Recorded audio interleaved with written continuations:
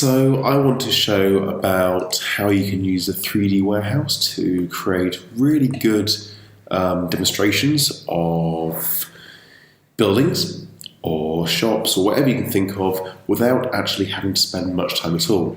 So I've created here what could be a pop-up shop. So it's just a box. It's very simple to extrude this. And I've coloured in the walls with wood and then painted those white.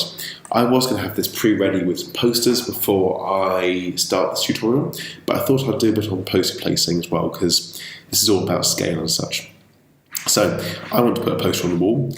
I can just import and place it on the wall, but the problem is if you do that, you can't edit it very much and you can't move about. And if you want to do multiples the same, it's not very good. So File, Import, and I've got a PDF just there of the poster I want to put on my wall. And here we have the poster. So click once, draw it out, and I want to have it as a width 1 meter. Okay.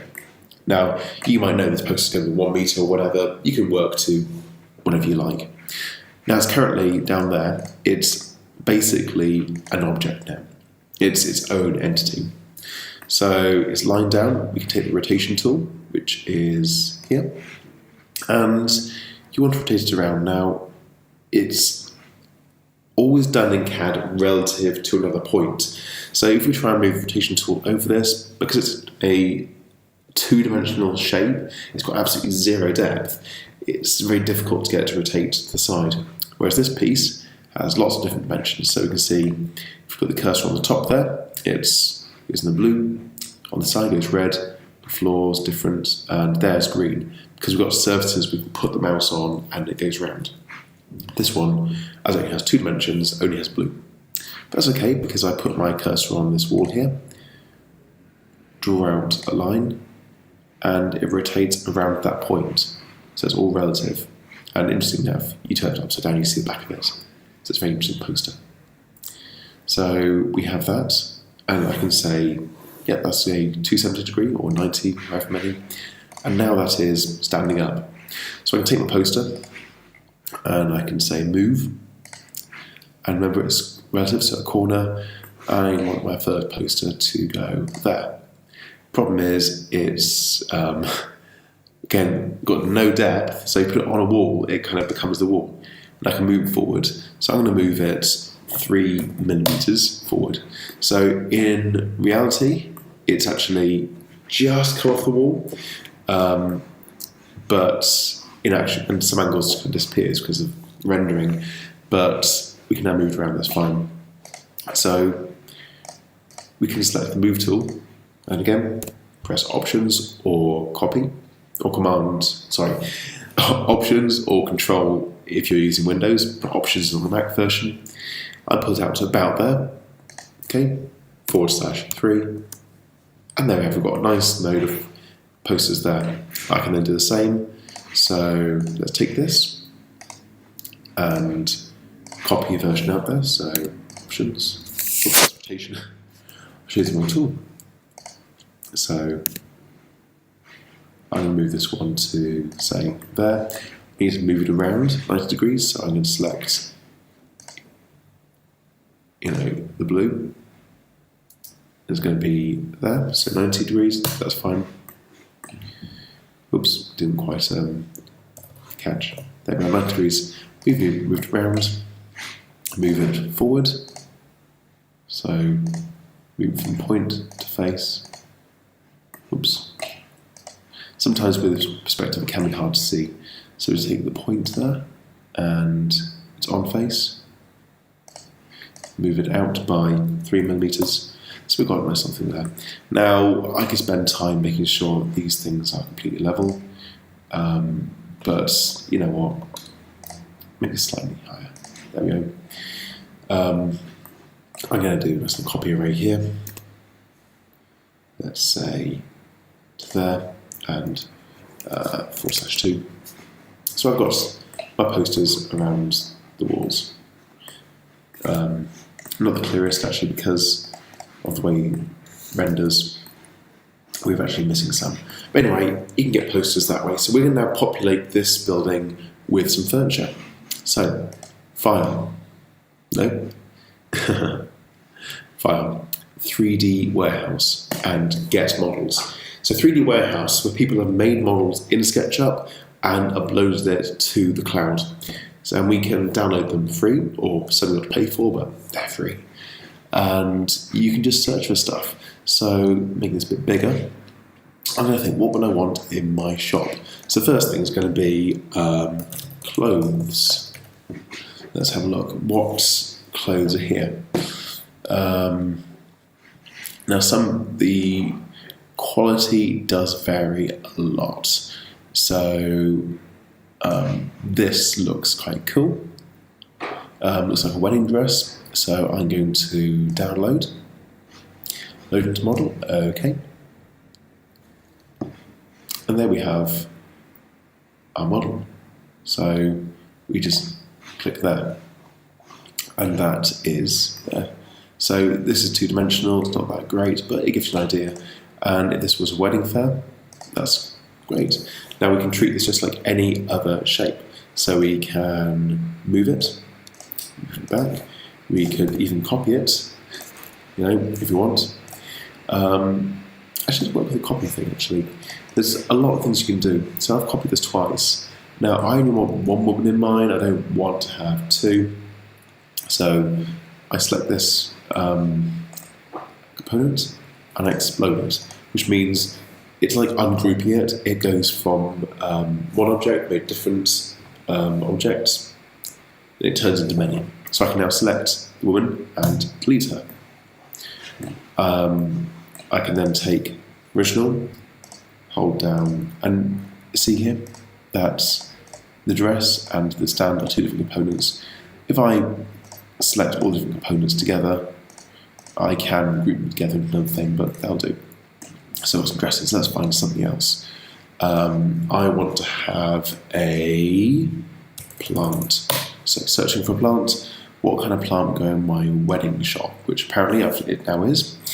That's a tree, a bit too big. Plants for zombies, very useful. That looks like a nice indoor plant. So load the model, yep. Take a bit of time. And here it is. So I'm going to put that in the back there. But I think maybe that pot is too small. So what I can do, there's a tool here called Scale. So if I pull one thing, I can pull it into being smaller or bigger. So I have an absolutely massive plant and then move it to the right place. To make sure it's on the floor, I just got to reselect a bottom part of the cube and move it to one face. So if it's to be on there, you can look at the bottom part of the model, bottom part of the cube, move it so it says on face. So there we have it. That's through the wall, so it's there. And I want to rotate it around, so rotation tool. Now it'll rotate around the point you give it. So if I said there and there, it rotates around that axis. So I can sort of turn it around to be like that, because that's the way I want it to look. Then move it back into the right place. And then maybe make it smaller because it's ridiculously big for a plant. And there you are.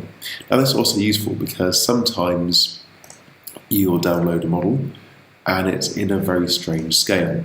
So you might want a sewing machine, and I've had it before where sewing machines come in the size of a house. The scale tool brings it down, rotation tool turns where you want to, you can explode components, and I'll show you about exploding more. Say I want to have this dress.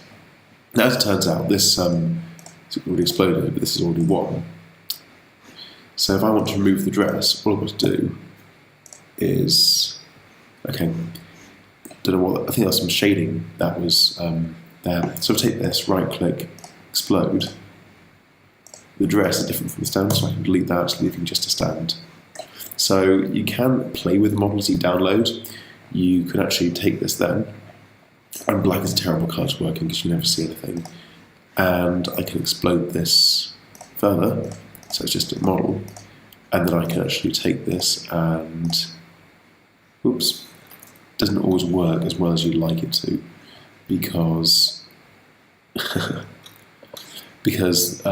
made by someone else in different ways. So explode, Let's see if I can. Yep, there we are. Be careful. So I'm actually editing. There you are. So our stand is nice and tall now. So you can edit things you download, you can rotate them, you can resize them, you can move them, you can copy them, you can copy, rotate, array, you can do all these things. And what the hell, let's just take,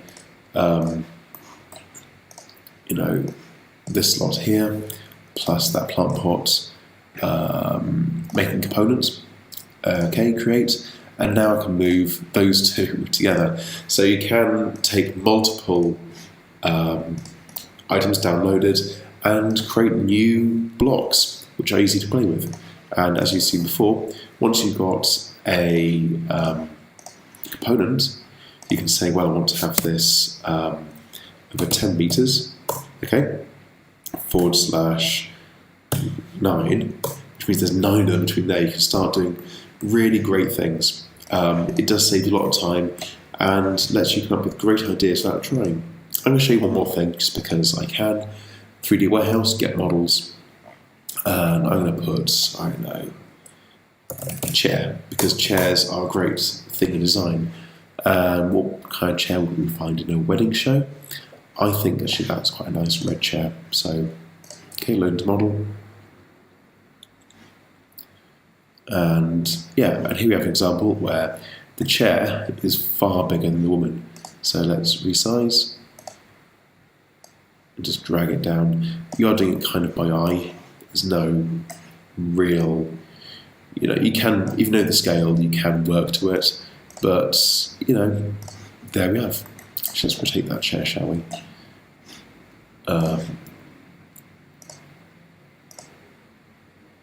There we have it. Move it into the corner.